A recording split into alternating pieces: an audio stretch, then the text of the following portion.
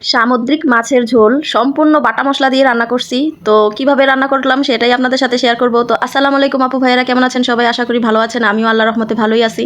তো আজকে আমি রান্না করব সুরমা মাছ। সুরমা মাছ কিন্তু একটা সামুদ্রিক মাছ। তো এই মাছটাকে আমি কেটে কুটে নিছি। কাটা দেখে হয়তো বা ভয় পেতে পারেন, ভয় পাওয়ার কারণ নাই। আমি আসলে এটার যে উপরের স্কিনটা এটাকে আমি একবারে ছুলে ফেলছি। এটার মধ্যে যেই ছোট ছোট মানে আঁশগুলা থাকে এগুলা ফেলতে খুবই বিরক্তকর, এই জন্য আমি পুরোপুরি ছুলে ফেলছি। তো এই তো প্রথমে লবণ হলুদ মাখায় মাছগুলোকে এখন আমি ভেজে নিব প্রথমে। তো যেভাবে মাছ আমরা ভাজি সেইভাবেই তো এই তো মাছগুলোকে ভাজায় বসাই দিছি। তারপরে চলে আসলাম বাটা মশলা করতে। তো একটা ব্লান্ডার জার নিয়ে নিব প্রথমে। তারপরে এখানে দিয়ে দিব কিছু শুকনো মরিচ। মরিচগুলোকে আমি 10 মিনিট ভিজায় রাখছিলাম পানিতে। তারপরে দিয়ে দিলাম 6-7টা কাঁচা হলুদের টুকরা, যেহেতু বললাম বাটা মশলা দিয়েই সম্পূর্ণ রান্না করব, গুঁড়া মশলা ছোঁয়াবো না। তো কাঁচা হলুদটা দিয়ে দিলাম। তারপরে দিয়ে দিলাম পেঁয়াজ, বড় বড় আস্তে আস্তে করে 4 ফালি দিয়ে দিলাম। তো এগুলোকে একটু সামান্য পরিমাণ পানি দিয়ে আমি এগুলোকে ব্লেন্ড করে নিব। আর আদা রসুন আমার আলাদা ব্লেন্ড করা ছিল, তো এই জন্য আমি সাথে দেইনি। যদি আপনাদের ব্লেন্ড না থাকে তাহলে আপনারা এখানে 2 টুকরো আদা আর 3-4টা রসুনের কোয়া দিয়ে দিবেন। তো এই তো মশলাটা ব্লেন্ড করা হয়ে গেছে। মশলাটা ব্লেন্ড করা শেষ হলে তারপরে আমি মাছগুলোকে একটু উল্টিয়ে পাল্টিয়ে লাল লাল করে, দেখুন এপাশ এপাশ করে কিন্তু ভেজে নিছি। তো তারপরে একটা কড়াই বসাই দিলাম। কড়াইতে দিলাম মাছের যে ভাজার তেলটা ছিল এটা দিয়ে দিলাম। তো সাথে আরও সামান্য একটু তেল লাগছিল, তো তেলটা দিলাম।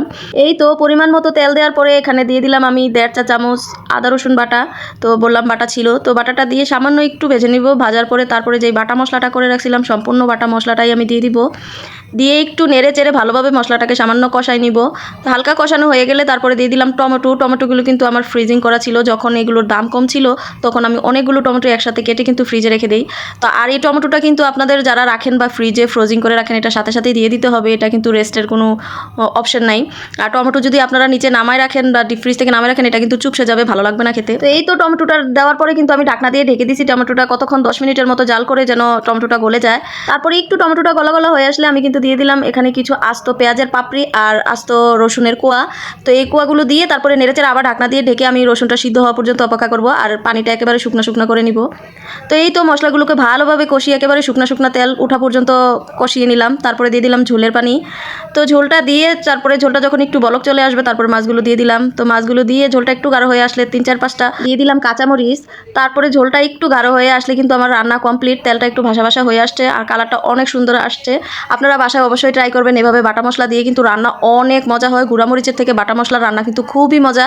তো আমি তো প্রায় সময় রান্নাটা করি। আর গরম গরম ভাত নিয়ে নিছি, আমার তো আর তর্স হয়েছে না, আর এত লোভ লাগছে খেয়ে ফেলবো সাথে সাথেই। তো এই তো প্রত্যেকটা নলায় রসুনের কুয়াটা, তারপরে যেই পেঁয়াজগুলো অসাধারণ টেস্ট, আপনারা অবশ্যই বাসায় ট্রাই করবেন।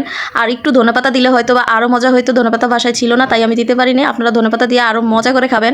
আর অবশ্যই আমার ভিডিওটি ভালো লাগলে লাইক কমেন্ট শেয়ার করে দিবেন। আর সবাইকে আজকের মতো এখানেই বিদায় নিচ্ছি, ধন্যবাদ।